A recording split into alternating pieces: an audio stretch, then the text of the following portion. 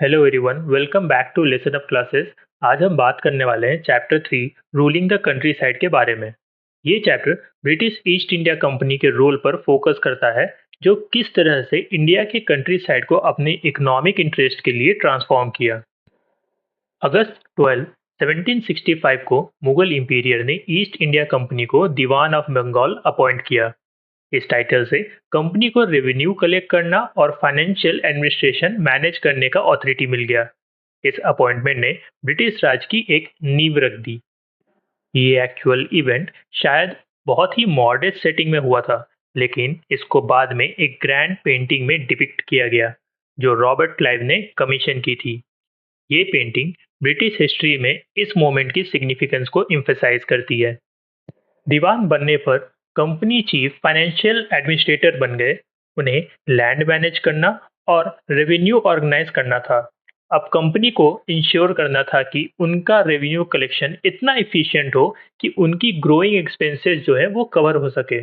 इसका मतलब है, कंपनी जो पैसा खर्च करना चाहती थी, वो पैसा हमारे ही देश से निकाला जाता था।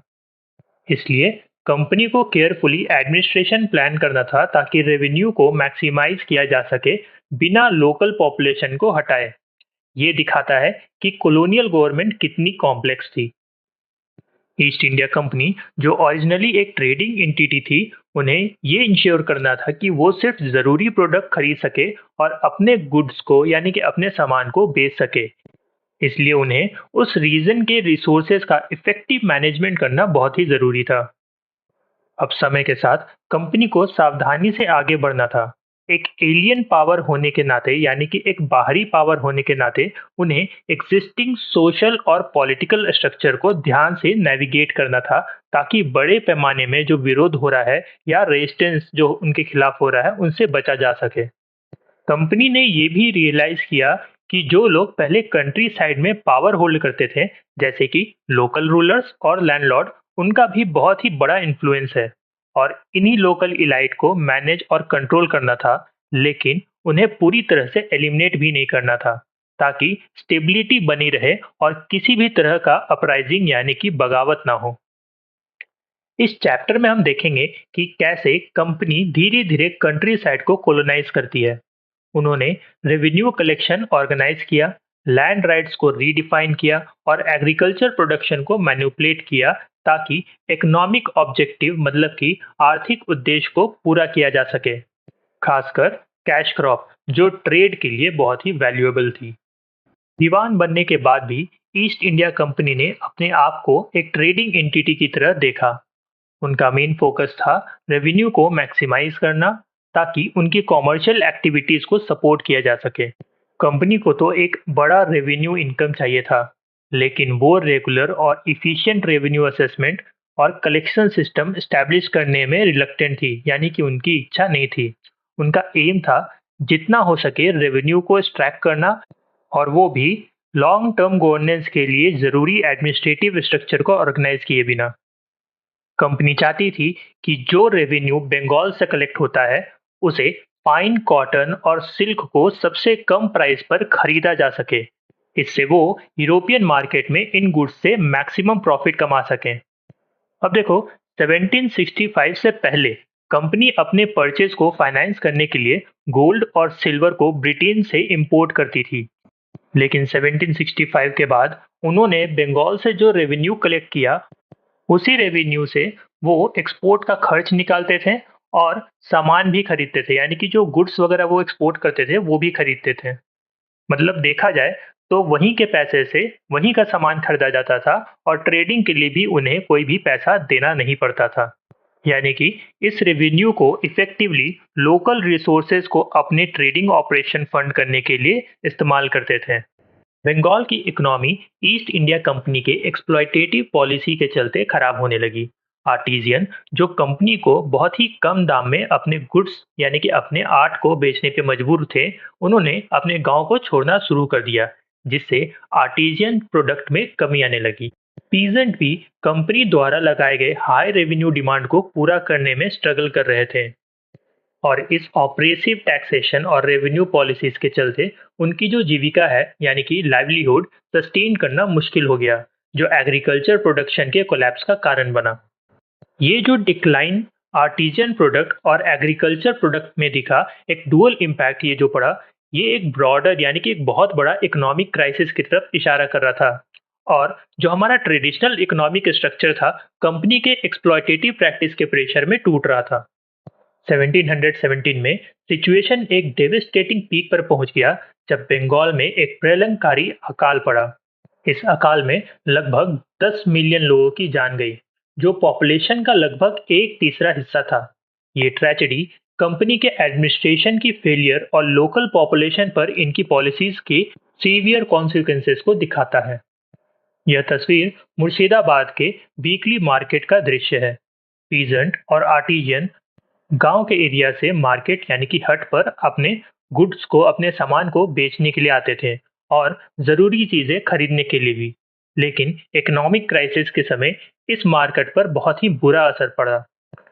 जब बंगाल की इकोनॉमी गिरने लगी, जब बंगाल की इकोनॉमी डिटेरिएट करने लगी, कंपनी के ऑफिशियल्स को अपने रेवेन्यू इनकम की रिलायबिलिटी पर चिंता होने लगा। एक स्टेबल रेवेन्यू स्ट्रीम को सिक्योर करने के लिए उन्होंने समझा कि लैंड में इन्वेस्टमेंट और एग्रीकल्चर प्रैक्टिस को इम्प्रूव करना बहुत ही जरूरी है। 2 डिकेड्स तक चलने वाले एक्सटेंसिव डिबेट्स के बाद कंपनी ने 1793 में परमानेंट सेटलमेंट को इंट्रोड्यूस किया, जो एग्रीकल्चर और रेवेन्यू प्रॉब्लम का सॉल्यूशन माना गया। परमानेंट सेटलमेंट के तहत राजा और तलुकदार को जमींदार के रूप में रिकॉग्नाइज किया गया। उन्हें पीजेंट से रेंट कलेक्ट करना और कंपनी को एक फिक्स अमाउंट रेवेन्यू देने की जिम्मेदारी मिली।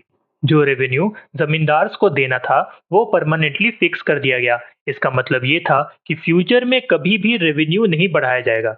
इसका मकसद था कि कंपनी और जमींदार दोनों के लिए एक स्टेबिलिटी प्रोवाइड की जा सके।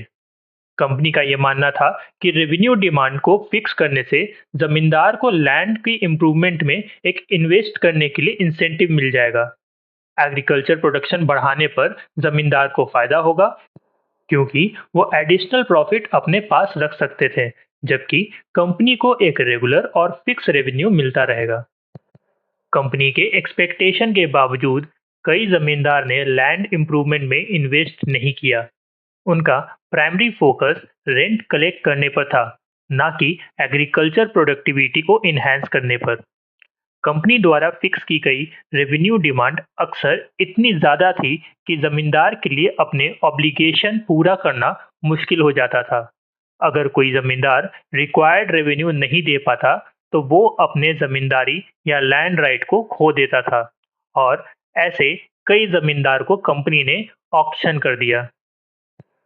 19वीं सेंचुरी के शुरुआत तक मार्केट प्राइस बढ़ने लगी और एग्रीकल्चर कल्टीवेशन एक्सपैंड हुआ, जिससे जमींदार की इनकम बढ़ गई। लेकिन क्योंकि रेवेन्यू परमानेंटली फिक्स था, कंपनी इस इकोनॉमिक ग्रोथ का बेनिफिट नहीं उठा पाई। परमानेंट सेटलमेंट के अकॉर्डिंग वो अपना रेवेन्यू इनटेक बढ़ा नहीं सकते थे। बहुत से जमींदार या तो अपनी जमीन पहले ही वो खो चुके थे, या बिना इन्वेस्टमेंट रिस्क के अर्न करना चाहते थे, यानी कि वो अपने लैंड पे थोड़ा सा भी लैंड की इम्प्रूवमेंट के लिए थोड़ा सा भी खर्च करना नहीं चाहते थे। उनका फोकस सिर्फ रेंट कलेक्शन पर था, ना कि एग्रीकल्चर इम्प्रूवमेंट पर। जमींदार अपनी जमीन टीनेंट्स को लीज पर देते थे और उनसे रेंट कलेक्ट करते थे। ये पैसिव इनकम अप्रोच उनकी लैंड डेवलपमेंट और एग्रीकल्चर इम्प्रूवमेंट में इंटरेस्ट कम कर देती है। ये जो परमानेंट सेटलमेंट का सिस्टम है, वो कल्टीवेटर्स के लिए काफी ऑपरेसिव था। जमींदार द्वारा डिमांडेड रेंट अक्सर एक्सॉर्बिटेंट यानी कि बहुत ही ज्यादा होता था, जिस कारण कल्टीवेटर्स अपना गुजारा करने के लिए बहुत ही संघर्ष करते थे। उनके लैंड राइट्स भी बहुत ही इनसिक्योर होते थे, जो उनकी सिचुएशन को और भी ज्यादा प्रिकेरियस यानी कि अनिश्चित बना देती थी। हाई रेंट पे करने के लिए कल्टीवेटर्स को अक्सर मनी लेंडर से पैसे उधार लेने पड़ते थे। जब वो इन लोन को रीपे नहीं कर पाते थे या रेंट पूरा नहीं करते, तो उन्हें अपने परिवार द्वारा पुरानी जनरेशन से कल्टीवेट की गई जमीन से इविक्ट कर दिया जाता था। इस वजह से गांव के एरिया में बहुत ही बड़े पैमाने पर डिस्ट्रेस और पॉवर्टी फैल गई। मतलब लोग अपना गुजारा मानसिक तनाव और गरीबी में कर रहे थे। परमानेंट सेटलमेंट का फिक्स रेवेन्यू कंपनी के ग्रोइंग एडमिनिस्ट्रेटिव और ट्रेड एक्सपेंसेस के लिए इनएडिक्वेट साबित हो रहा था। इस रियलाइजेशन के बाद एक नया सिस्टम डेवलप किया गया, खासकर नॉर्थ वेस्ट प्रोविंस में, जो आज उत्तर प्रदेश कहलाता है। 1822 में एक इंग्लिश मैन हॉल्ट मैकेंजी ने महलवारी सिस्टम बनाया। उनका मानना था कि विलेज, जिसको महल कहते हैं, नॉर्थ इंडियन सोसाइटी का एक क्रूशियल सोशल इंस्टीट्यूशन है और इसे प्रिजर्व करके रेवेन्यू सिस्टम का बेस बनाया जाना चाहिए। मैकेंजी के सिस्टम के तहत कलेक्टर विलेज में जाकर लैंड इंस्पेक्ट करते, फील्ड को मेजर करते और अलग अलग ग्रुप के कस्टम्स और राइट को डॉक्यूमेंट करते थे। हर प्लॉट के लिए रेवेन्यू कैलकुलेट किया जाता था और फिर पूरे गांव यानी कि महल के लिए टोटल रेवेन्यू डिमांड तय की जाती थी। परमानेंट सेटलमेंट के अपोजिट महलवारी सिस्टम के तहत रेवेन्यू डिमांड परमानेंटली फिक्स नहीं था। ये डिमांड पीरियोडिक रिवीजन के अंडर थी, जिससे इकोनॉमिक कंडीशन के चेंजेस के मुताबिक एडजस्ट किया जाता था। रेवेन्यू कलेक्ट करने और कंपनी को पे करने की जिम्मेदारी जमींदार के बजाय विलेज हेडमैन को दी गई। इसका एम था कि कंट्रोल को डिसेंट्रलाइज करके लोकल लीडरशिप को रेवेन्यू प्रोसेस में इन्वॉल्व किया जा सके। जैसे नॉर्थ में चेंजेस लाए गए, वैसे ही साउथ इंडिया में ब्रिटिश ऑफिशियल ने परमानेंट सेटलमेंट की लिमिटेशन को समझा और एक अलग अप्रोच को अपनाया, जो रीजन के स्पेसिफिक कंडीशन के लिए ज़्यादा सिचुएटेड था।